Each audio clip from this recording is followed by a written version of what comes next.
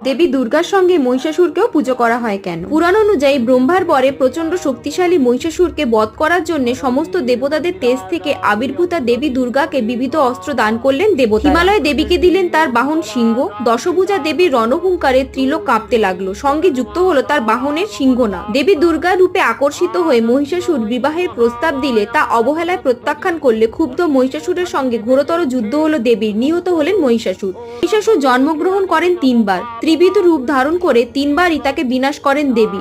প্রথমবার অষ্টদশ ভুজা উগ্র চণ্ডা রূপে, দ্বিতীয়বার ভদ্রকালী এবং তৃতীয়বার বধ করলেন দশভুজা দুর্গা রূপে।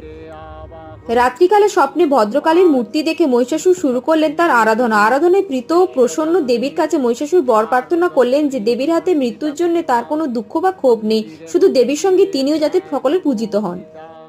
কালিকা পুরাণ অনুসারে উগ্রচণ্ডা, ভদ্রকালী এবং দুর্গা এই তিন মূর্তিতেই দেবী পাদলগ্ন হয়ে মহিষাসুর পূজিত হন।